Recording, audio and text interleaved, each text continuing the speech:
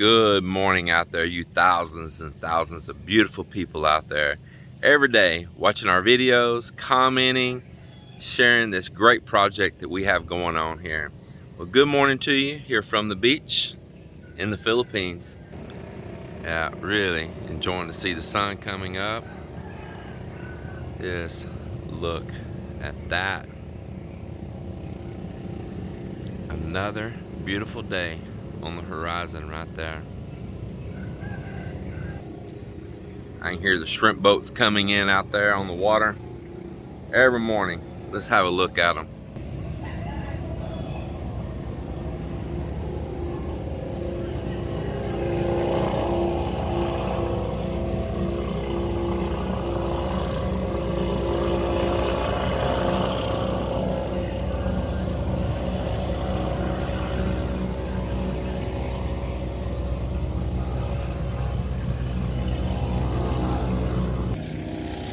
I never get tired of being here.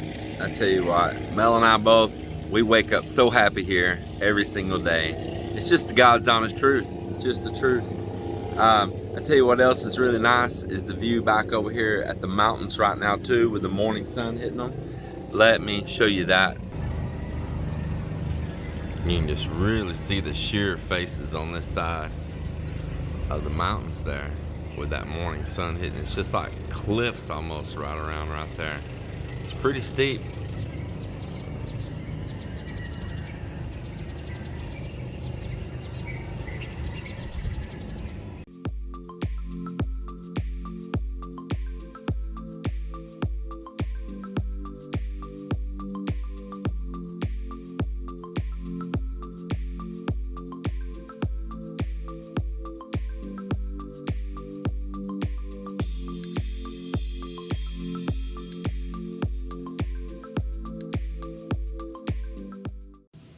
Well, it's just after first break right now.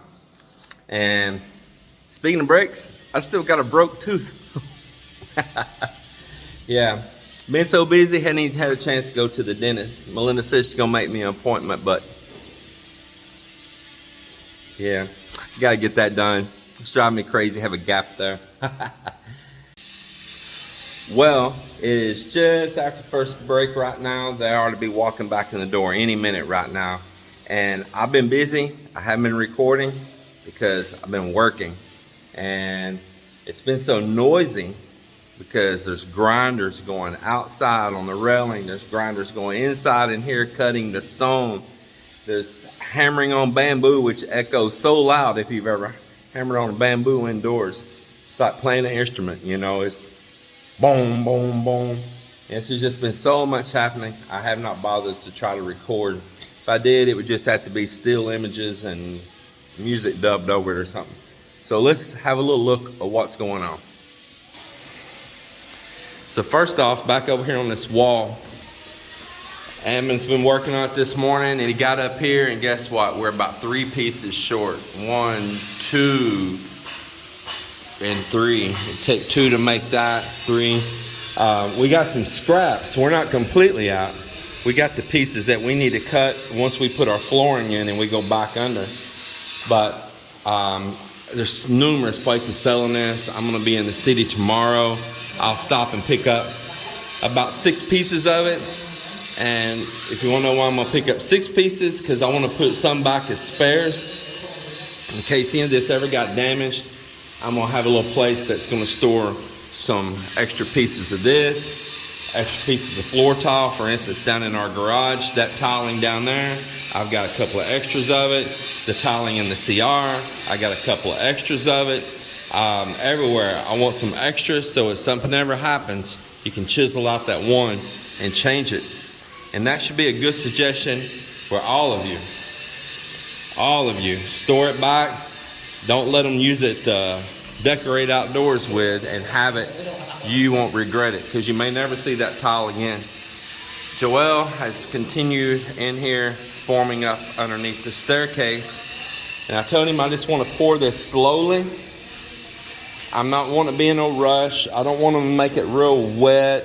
In fact, I told him I want it a little bit on the dry side. That's thin plywood, and if it soaks really wet with a lot of water, it's going to get a real wavy up and down mess on us. And then the next thing is we have blocks and shims in places in here that as we pour, we're gonna have to reach in and remove those blocks, remove that wood block, Like for instance, right there, all throughout, right there, all those little wood blocks that's making my 2-inch spacing off the steel right now. That's keeping the plywood down because it's in a bow, and of course it wants to push inward. So I don't want this to be a rush thing. Hey Joel, there is 2 things where everybody been walking up and down on these forms. That one's loose and that one's loose. We need to get those right now. Make sure it's back in the same holes or level, but we need to get those 2. That's why I told them they don't need to be walking on that yet. Yeah. So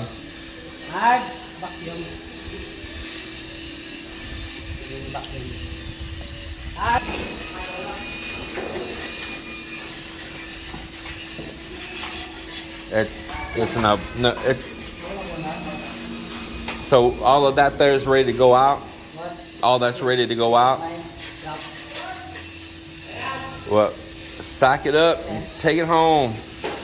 Joel done created him a pile of cooking wood. So we need to save these. Any of those cocoa lumbers I need to save. Yeah, get all that bamboo for sure. Save those little black pieces of plywood too. Cause we still got another project that we might need some of that on. We probably got a lot, but we'll figure that plywood out in the end game.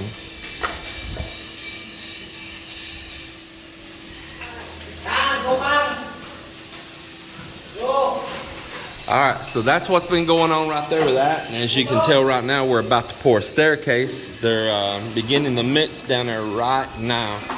Getting it set up. Yeah, they're getting it set up right this minute. Hey, there's no need to put Sahara. It don't need Sahara, okay? And we're gonna do a real strong PSI mix on that too. This will probably be around, it'd be over 4,000 for sure, PSI mix on that. I'm using a little bit smaller aggregate so that it'll get on down in there. Most of the gravel's about like pea-sized gravel on it. So we don't have to worry about any large aggregate sticking down in there. All right, so meanwhile, that's not all that's been going on. We have been pulling wiring here. Pulling wiring. We're here everywhere pulling wiring. And in the midst of pulling wiring, I've got some first lights up and going in here. Now these are temporary work lights so we can see what we're doing, like when we start painting and texturing. And I'm only gonna put one in each room, but all the rest of the locations are hot now. But we got lights here now. Got a switch here now.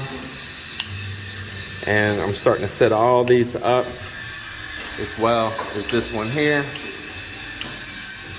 So that's a mark for a new thing.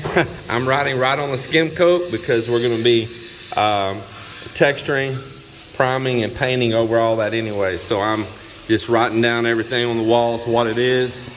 And that's what's been happening there on that. So all of those are hot and ready. All of these are hot and ready. That sounds funny, hot and ready. And we stopped right here just a minute ago. We didn't put a temporary light here yet because they were working here. And Mock's pulling the wiring up above right now for the ceiling fan. And did you just find the conduit on this one? You found it? Okay. All right, and we're getting these lights here ready right now in the kitchen and for the ceiling fan right up there. So yeah, so we're going to knock all these out, just kind of move through here room by room. And part of the reason that we're doing this is that we got some canopy lights and stuff underneath out here in different boxes and switches, and I just want to go ahead and wire some of that up right now, test it all before we pour this final concrete because there is something up there that I need to make sure that we can get power and a switch light over to, that I've kind of added in also. So we're just working through it, and then I'll pour concrete up there either later today or tomorrow morning.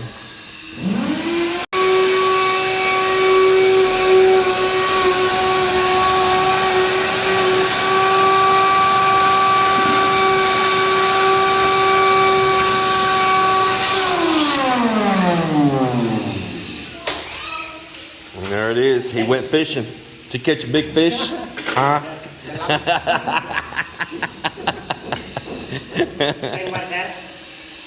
Yeah, let me check that out. So I got to go off here. We'll see you guys later. Remember, I don't want to fill it up too fast. We're not in a race here on this, though. Yeah, just pace yourselves.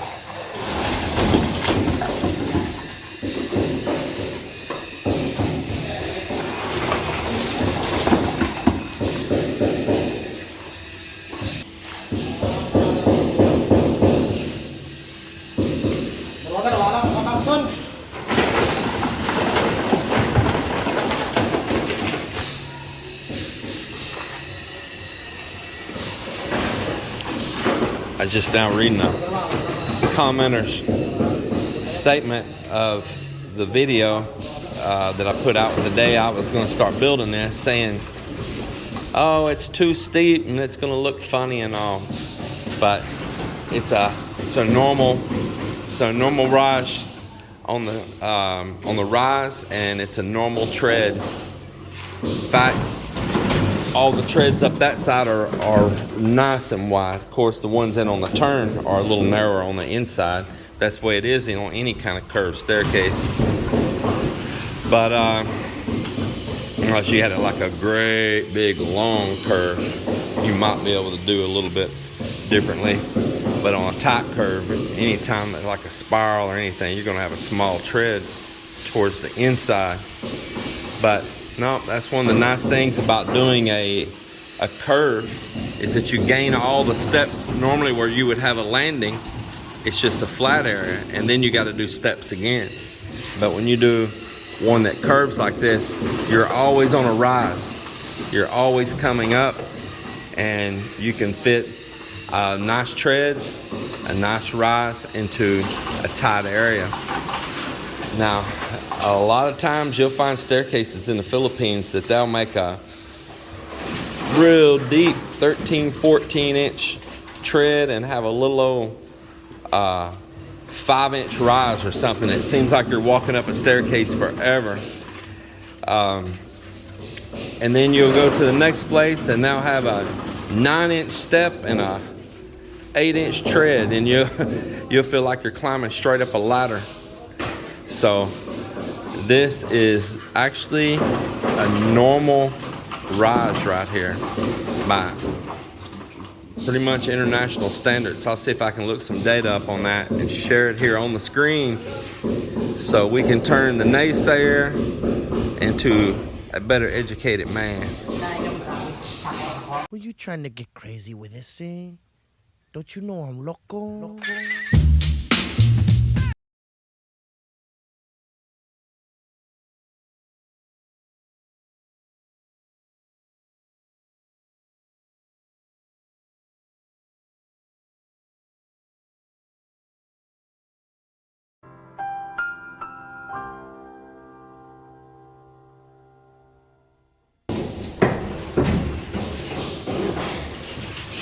Start tapping all around on there.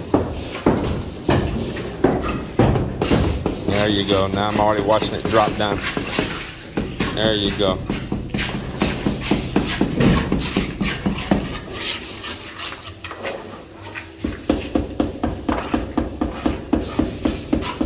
That'll get it. Yeah, still got a hollow right there.